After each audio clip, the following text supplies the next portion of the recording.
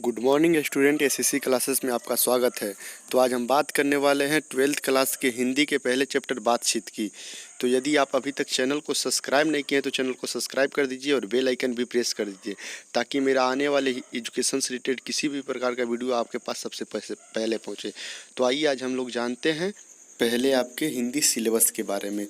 तो देखिए, पहले 50 मार्क्स का भी हिंदी होता था, लेकिन अब सारे हिंदी और इंग्लिश दोनों 100 मार्क्स के हो चुके हैं। देखिए, इसमें हमें हिंदी के सिलेबस में हमें 2 पार्ट में हिंदी को पढ़ना है, एक पदखंड, एक गद्यखंड। एक यहाँ पे लिख देते हैं हम लोग गद्यखंड, जो 100 मार्क्स के क्वेश्चन आपसे इनसे पूछे जाएंगे। इसमें भी 13 चैप्टर, इसमें भी 13 एक्सरसाइज, इसमें भी पाठ 13 है, दोनों में पाठ्यक्रम 13 है। तो इस गद्यखंड का पहला चैप्टर का नाम है बातचीत, जिसके लेखक बालकृष्ण हैं। तो आज हम इसी के बारे में जानेंगे।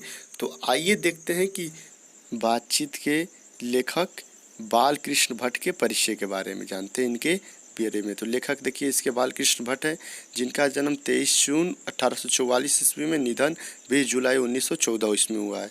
इनका निवास स्थान इलाहाबाद उत्तर प्रदेश यानी संगम में है। माता का नाम पार्वती देवी, पिता का नाम बेनी प्रसाद भट्ट। इनके बहुत सारे उपन्यास और नाटक हैं, जिसमें प्रमुख हैं रहस्य कथा नूतन ब्रह्मचारी, 100 अजान एक सुजान, गुप्त वैरी, रसातल यत्ना, दक्षिण उचित दक्षिण, हमारी घड़ी, सद्भाव का अभाव। ये सब उपन्यास हैं। और इनके नाटक प्रमुख है, जैसे पद्मावती, ये काफ़ी बहुचर्चित नाटक है। पद्मावती, किरातु जुर्निया, वेणी संहार, शिशुपाल वध, दयमिनी स्वयंवर, शिलादान, चंद्रसेन, सीता स्वयंवर, मेघनाथ, भारत जननी, विकेट खेल, बाल विवाह और 2 दूरदेशी। इस तरह के बहुत सारे प्रसिद्ध नाटक इनके हैं। तो बालकृष्ण भट्ट जो हैं वो आधुनिक युग के कवि हैं। तो यहाँ पे लिख देते हैं हम लोग आधुनिक युग के कवि हैं। तो आपको मालूम होना चाहिए कि आधुनिक हिंदी के पितामह भारतेंदु जी को कहा जाता है। तो इन्हें भारतेंदु युग का भी कवि कहा जाता है, अर्थात आधुनिक युग यानी भारतेंदु युग के बालकृष्ण भट्ट जो हैं वो एक लेखक हैं, वो एक सुप्रसिद्ध रचनाकार हैं, साथ में ये एक निबंधकार, पत्रकार भी हैं। तो ये एक प्रसिद्ध लेखक हैं। तो ये इनका बालकृष्ण भट्ट के बारे में हम लोग जान गए। इनका विशेष देखिए, यह जो बातचीत है एक निबंध है। तो आइए हम लोग जानते हैं इसके सारांश के बारे में। प्रस्तुत निबंध बातचीत के लेखक महान पत्रकार बालकृष्ण भट्ट हैं। तो बालकृष्ण भट्ट जो हैं वो कहते हैं कि बातचीत निबंध के माध्यम से मनुष्य की ईश्वर द्वारा दी गई अनमोल वस्तु वाक्य शक्ति का सही इस्तेमाल करने को बताते हैं। अगर ये बोलते हैं कि मनुष्य एक ऐसा प्राणी है जो बातचीत करने लायक है, वही एक इस पृथ्वी पर प्राणी है जो बातचीत कर सकता है। महान लेखक ये भी बतलाते हैं कि यदि मनुष्य की वाक्य शक्ति न होती तो हम नहीं जानते कि इस गूंगी सृष्टि का क्या हाल होता। कहने का तात्पर्य है कि हम भी मनुष्य जो हैं वो जानवर की भांति, बंदर की भांति, बंदर के पास बुद्धि होने के बावजूद भी उसके पास बोलने की ताकत नहीं, इसके कारण वो कुछ नहीं कर पाता है। वो बोलते हैं फिर कि जैसे मानो कि सब लोग लुंज पुंज अवस्था में एक कोने में बैठ गए होते। लुंज पुंज मतलब बिना हाथ पैर के एक कोने में बैठा दिए जाते हैं। लेखक बातचीत के विभिन्न तरीके भी बतलाते हैं। लेखक बोलते हैं कि बातचीत के बहुत सारे तरीके हैं, जैसे घरेलू बातचीत, मन रमाने का ढंग है। मन रमाने यानी मन बहलाने का घरेलू बातचीत एक ढंग होता है। वे बताते कि जहाँ आदमी अपने जीवन को मज़ेदार बनाने के लिए खाने पीने, चलने फिरने आदि की जैसे ज़रूरत है मनुष्य को, उसी प्रकार से बातचीत की भी अत्यंत आवश्यक है। हमारे मन में जो कुछ भी गंदगी या धुआं जमा रहता है वह बातचीत के जरिए भाप बनकर हमारे मन से बाहर निकल जाता है। कहने मतलब कि मन जैसे हम खाने पीने की विशेषता रखते हैं, उसी तरह बातचीत भी करना बहुत आवश्यक है। अगर ना किया जाए तो हमारे मन के अंदर जो कुछ भी कुंठित बातें रह जाएंगी वो दब कर रह जाएंगी। तो ये बहुत आवश्यक है कि हमें बातचीत करना चाहिए। बातचीत करने से हमारा चित्त यानी मन हल्का और स्वच्छ हो जाता है। हमारे जीवन में बातचीत का एक खास तरह का मज़ा होता है। यह नहीं, भट्ट जी ये भी बतलाते हैं कि मनुष्य बोलता नहीं तब तक उसका गुण और दोष प्रकट नहीं होता है। मनुष्य जब बोलता है तभी उसके अंदर की जो भी भावना होती है वो मनुष्य को समझ आती है। देखिए, महान विद्वान वेन जॉनसन का कहना है कि बोलने से मनुष्य के साक्षात्कार का पता चलता है कि वो कैसा मनुष्य है, वो किस तरह का प्राणी है। वे कहते हैं कि 4 से अधिक जो बातचीत करते हैं वे केवल राम रमौल कहते हैं, अर्थात आनंददायक बात करते हैं 4 से अधिक लोग। देखिए यूरोप के लोग कभी ये भी बतलाते हैं, यूरोप के लोगों में बातचीत करने की हुनर है, अर्थात उन्हें बातचीत करने अच्छे तरीके से आता है, जिन्हें हम लोग आर्ट ऑफ कन्वर्सेशन कहते हैं, आर्ट ऑफ कन्वर्सेशन कहते हैं।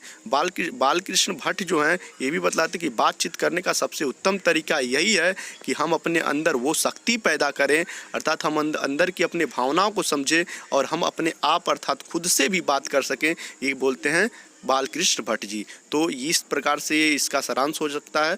तो आइए इसके कुछ क्वेश्चन आंसर हम लोग देख लेते हैं, इसके प्रश्न और उत्तर की ओर बढ़ते हैं।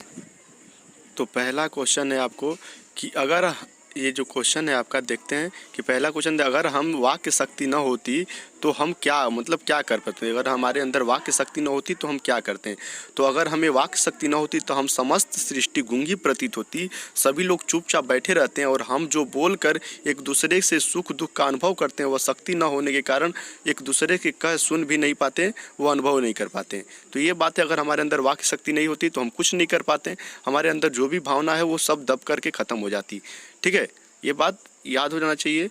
तो देखिए दूसरा क्वेश्चन कहता है कि बातचीत के संबंध में वेन जॉन्स एवं एडिसन के क्या विचार हैं।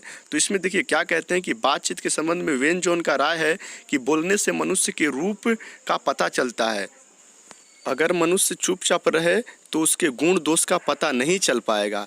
और एडिसन जी एक बात बोलते हैं कि अगर असल बातचीत सिर्फ 2 व्यक्तियों में हो सकता है, जिसका तात्पर्य हुआ कि जब 2 आदमी होते हैं तभी एक आदमी दूसरे आदमी के दिल की बात कर सकता है, तीसरा आदमी होते ही वो उस आदमी से वो बात करने में हिचकिचाता है, अर्थात उस व्यक्ति से कोसों दूर होता है। तो कहने का मतलब एडिसन जी कहते हैं कि मनुष्य जब भी कोई भी बात अपने दिल की बात कर पाता है जब वो केवल 2 व्यक्ति रहते हैं। तो अगला क्वेश्चन देखते हैं कि जो 3rd नंबर क्वेश्चन है वो क्या कहता है। तो 3rd नंबर क्वेश्चन कहता है आर्ट ऑफ कन्वर्सेशन क्या है। आर्ट ऑफ कन्वर्सेशन बातचीत करने की एक ऐसी कला है जो यूरोप के लोगों में ज़्यादा प्रचलित है। इस बातचीत कला में ऐसी चतुराई के साथ प्रसंग छोड़ जाते हैं जिन्हें सुनकर कान को अत्यंत सुख मिलता है, साथ ही इस कान को अन्य शुद्ध कोष्ठी होती है। कहने का मतलब कि मनुष्य का हृदय खुशी के मारे कान उनका झूम पड़ता है, उनका हृदय झूम पड़ता है उस बातचीत के कारण। चौथा क्वेश्चन, मनुष्य की बातचीत का उत्तम तरीका क्या हो सकता है। उत्तम तरीका क्या हो सकता है, इसके द्वारा वह कैसे अपने लिए सर्वथा नवीन संसार की रचना कर सकता है। तो देखिए मनुष्य के अंदर जो है, मनुष्य को खुद से आत्मवार्तालाप करना चाहिए, अपने आप से बात करना चाहिए, जिससे वो किसी व्यक्ति को कष्ट नहीं पहुंचाएगा और उसके क्रोध का नियंत्रण होगा। क्योंकि मनुष्य के अंदर जो मनोवृत्ति होती है वो हमेशा बदलती रहती है। इंसान को चाहिए कि अपने जीवा पर काबू रखकर वो हमेशा ऐसी मधुरता की वाणी बोले जिससे कटुता रहे, न किसी से कटुता रहे न किसी से बैर। इससे दुनिया खूबसूरत हो जाएगी और बातचीत की यही सबसे उत्तम तरीका है जो सभी के दिलों को जीत सके, वो किसी से बैर न किसी से कटुता कर सके। यदि ये चैप्टर समझ में आया हो और ये वीडियो पसंद हो तो लाइक कीजिए, अपनी प्रतिक्रिया कमेंट बॉक्स में ज़रूर दीजिए कि वीडियो कैसा लगा, और दोस्तों में ज़्यादा से ज़्यादा शेयर कीजिए और चैनल को सब्सक्राइब कर दीजिए। Thanks for watching the video.